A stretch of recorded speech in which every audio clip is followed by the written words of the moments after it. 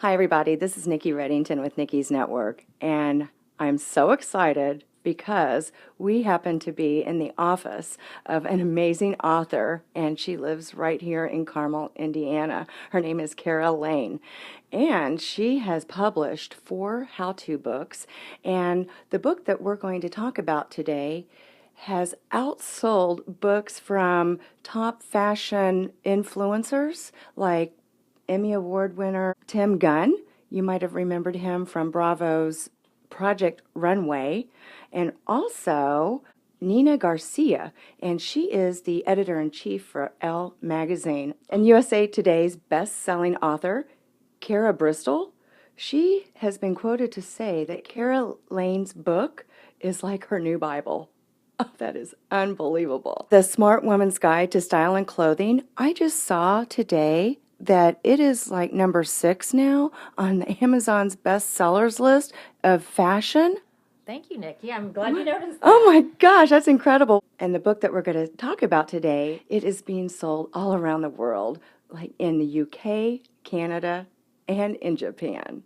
So everyone, please welcome Kara Lane. And we are right here in our office where all the magic happens. So Kara, thank you so much for joining Nicki's Network today. Thank you, Nicki. Thank you for having me. Could you please share with the social media audience what the Smart Woman's Guide to Style and Clothing is about and what made you want to write it? Sure. The Smart Woman's Guide to Style and Clothing is for women who have too many clothes but nothing to wear. And I think we can all kind of relate to that. What ends up happening is we go shopping and we buy clothes without really thinking about, do I love it and do I need it? And as a result, we end up with a closet full of clothes that they don't fit, they're not comfortable, they don't go with anything else, they're now out of style, or for whatever reason, we're just not very happy with them anymore. Well, I decided to put together a book that would provide a 10-step program to show women how to create the perfect wardrobe. And of course, we don't have time to go into all 10 steps today, but I will mention the 3 main principles that are behind all of the steps. And if you really want to create a wardrobe that you'll actually wear most of your clothes, there are 3 main principles. There is style, versatility, and personalization. And a stylish wardrobe is one that is timeless, it's effortless, and it focuses on quality more than it does on quantity. And so it's not a trendy type wardrobe. That's why you end up with clothes you don't wear. Right. And it's also a wardrobe that is versatile, is a wardrobe where you can mix and match your clothes and your shoes and accessories so you can create more outfits. And it's kind of like if you're familiar with Garanimals, which is a children's line of clothing, every one of their tops works with every one of their bottoms. So I tried to create something somewhat similar, but for adults. So versatility. And then the third principle, which I think is very important, is personalization. So for a wardrobe to actually work for you, it has to fit your lifestyle and your personality and your body type. Otherwise, it's not going to work, even if it looks great on Kim Kardashian. So that is one of the things that I made sure that I covered in the book. And the reason I decided to write it in the first place is because I had heard from California Closets that the average woman only wears 20% of her clothes. And I did an audit of my closet. And because I'm a CPA, I had to do it on an Excel spreadsheet. But I was like, Absolutely. yeah. So I had 604 articles of clothing, and I didn't wear most of them. And so I started looking around, and I looked for fashion books and fashion magazines and things. And what I found wasn't really that helpful because the fashion guides they were either too general or they were too trendy, or they ended up more saying, these are the 100 items everybody should wear, as opposed to having it be tailor-made for each woman. So that wasn't going to work. And then I looked at fashion magazines, and while the fashion magazines are really fun to look at, it was so funny. I would be looking through a magazine, and I would see, like, one thing in particular I remember in InStyle magazine, and there was a fashion model, and she had on a jacket with one sleeve, so it was hooked around her neck. She had on a mesh bra top, and so you could see her bra, and she had on a mini skirt of ostrich feathers. And I'm like, That's just not my look. I don't think that's going to work for my closet. So I just wasn't having any luck finding a system. So I did some research and created one myself. And that's how I came up with the Smart Woman's Guide to Style and Clothing. Okay, so I understand that you have three other how-to books. Is there any unique challenges that you faced writing this compared to your other three books that you've written prior? Yes, there were actually a number of challenges. The first challenge that I had in writing this book is trying to find a way to simplify the process of finding the right clothes because we have so many options. And in fact, when I was doing my research, I found that the Fairchild Dictionary of Fashion said that there are over 100 different types of sleeves and there are almost 200 different necklines and collars. So when you think of all the different lengths, how poofy they are, the style, so it's no wonder that women have a hard time figuring out what's going to work for them. So one of the challenges I had was to simplify the process. And I did that by determining that really building the perfect wardrobe is a process of elimination. And so what I tried to do as a starting point for the book is I would find the cuts, the colors, and the styles that tend to be most universally flattering to women. And that's what I used as the starting point in coming up with the 10 steps. So that was one challenge. Okay, so I've got to ask you, Kara, what are some of the most universal things that are flattering for women? I'll tell you a couple of them. One is to have clothes that are fitted but not tight. And because a lot of times people they'll wear something too tight and it looks kind of like a sausage type look, so that doesn't work. Almost every woman, if they have something that skims their body, and so not too tight but also not like a tent, that's most flattering to most women, and that doesn't depend on your size, 2 or 20. It's the just one that skims the body is most flattering. And then just one other thing I'll mention, I talk about the classics in my book, and one thing that makes clothes a classic, and I'm not just talking about twin sets, in pearls, a black leather jacket is a classic, is that you'll notice the classics have clean lines. So what is universally flattering with women is to have some portion of your clothes be like classics, even if it's with a modern twist, because otherwise trendy things tend to be too extreme, shoulder pads or stirrup pants or, huge bell bottoms. So that's another thing that I found that if you kind of eliminate the extremes, you will have more of the clothes that are going to look good on you, and they'll look good on you for years to come. So still have your classic navy blazer, but maybe sometimes you're going to wear a shell underneath it, a striped shell, and another time you'll do a white t-shirt with just a big pendant. So that's the thing, is you try to eliminate some of the extremes, and then you'll end up with more clothes that you can wear year after year. So that was challenge number one.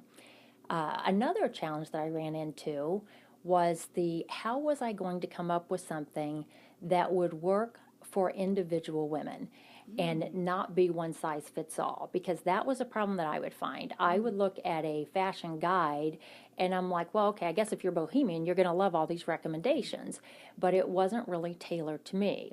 So what I determined is, and how I ended up addressing this problem, is I would start each of the steps with principles that apply to everyone. So like, for instance, I would say how you can tell if something is a high quality of clothing. I would say things like, how should a jacket fit? Like, where should the seams be in the shoulders? So that's how I would start each step, is here's the broad big picture. But then what I would do is I would give additional options depending on the woman. So I would say, if your skin tone is like this, you might want to consider these colors. And I would take into consideration things like skin tone, body type, lifestyle, personality, and personal preferences. And to make it even easier, so that way, even though it's one book, each section is tailored for individual women to pick and choose what works best for them. And to make it even easier, I created a style and clothing checklist. It's in the book, but it's also a PDF that women who read the book can download from my website. There's a link to a hidden page on my website. And with this checklist, There are 20 items, and women can take what's in the book, and based on the recommendations, they pick what they like. Then they have their own personal checklist, and it's almost like a grocery list, except for it's clothes, shoes, and accessories. So if they take that with them when they shop, they'll be able to, or they'll be reminded to only buy what they really want, really need, and will really wear. So that's how I address that challenge. I love that. I can't wait to get this book to get my checklist. How is it for you? Yes. And then I would just mention one other challenge. There's always a lot of challenges with books, but another one that was unique to this book is that my other three books were all text, so there were no images. And what I found with this book, because it has images in it, is that it took more time, it took more expertise, and it tripled the cost of the book, which is why you may sometimes wonder why in its style guides they have drawings and not photos. Well, if you have a printer at home, you know how expensive printer ink is, so it triples the cost of a book if you have the pictures in it. And one particular, just to give you an example of a challenge that we ran across that increased the time and cost, is that you cannot use a brand's logos or labels without their without their approval. There are logos and labels on every purse, shoes, clothes that you have. So in order to stay out of legal trouble, what I ended up having to do is I would either have to find ways to pose the clothing, like with the shoes turned sideways, or the fine art photographer, Christine Marchand, that I worked with on the book, she actually had to go in Photoshop and edit out every label and logo that showed so we could stay out of legal hot water. So we're okay. We made sure we did that. But those were some of the challenges that I ran into with this book that I did not have with the other three. So what are you working on next? I am really excited about this book. It is a book about thinking, which is something I have been thinking about for decades now. It just fascinates me. So right now the working title is The Thinking Habit, but I've already changed it a couple times and very well may change it again. But here is the reason I think this is so important. If you think about it, everything that you feel, everything that you say, everything that you do starts with what you think about it. So our thought process quite literally determines your success and happiness in life. And I always kind of wondered why some people seem to be much better at problem solving and decision making and thinking than other people. And I found that it's not intelligence, because I think we all know people who are very smart that make really foolish choices in their relationships or at work. So it isn't really an intelligence thing. The key is that a lot of our thinking, in fact, the majority of it, is unconscious. So what happens is the brain is a small part of the body. It's only 3 pounds, but our brain uses 20% of our energy. And so what the brain tries to do is it tries to reduce the need for us to think. So while we're just going about our lives doing things, from childhood on up, our brains are in the background trying to find patterns and trying to make sense of things. And so we don't even know that we're constantly jumping to conclusions and making assumptions. And we're making decisions based on emotions like fear. And even though we're not aware of it, it is still impacting all of our choices and what happens to us in life. And so it's critically important. And one thing that is the only way, really, that you can tell what's going on behind the scenes in your mind is if you look at your results, because reality doesn't lie. And a lot of times people just assume their thinking is true, but there may be someone who never has a good relationship. And they'll say, it's because of other people. It's their fault. Or it's bad luck. I just picked the wrong kind of person. Or, it's circumstances. And truly, the majority of what happens, the results in our lives, it's based on what we do. And what we do is based on what we think. So what I am trying to do, I've been studying this for decades. And just as I came up with a system for style, I want to come up with a system to help us think better. So I've been doing a lot of research on conscious thought, and the goal of the book is to help us more consciously direct our thoughts, our feelings, and our actions towards first identifying what we really want in all the areas of our life and then in getting it.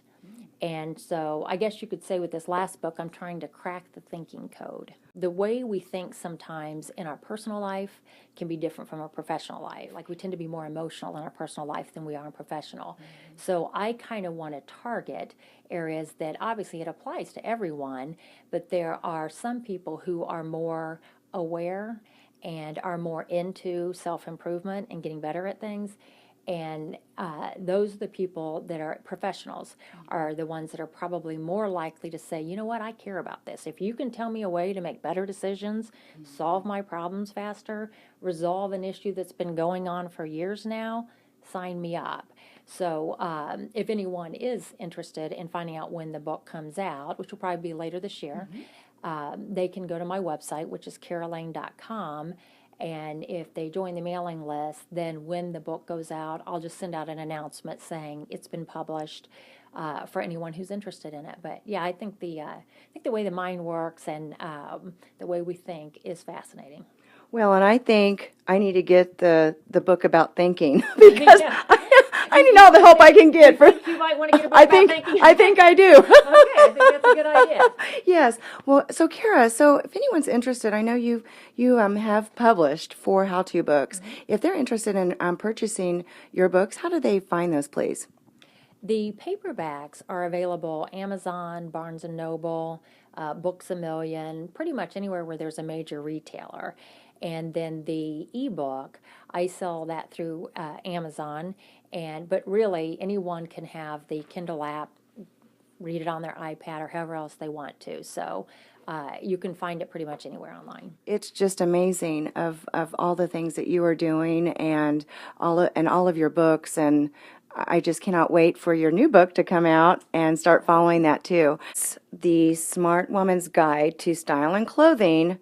It's number 6 now on the Amazon bestseller list. So congratulations, Kara. Get your copy. And this is the buzz that Hollywood and top fashion influencers are talking about.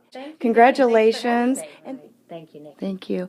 Okay. Thank you. Bye-bye, everybody.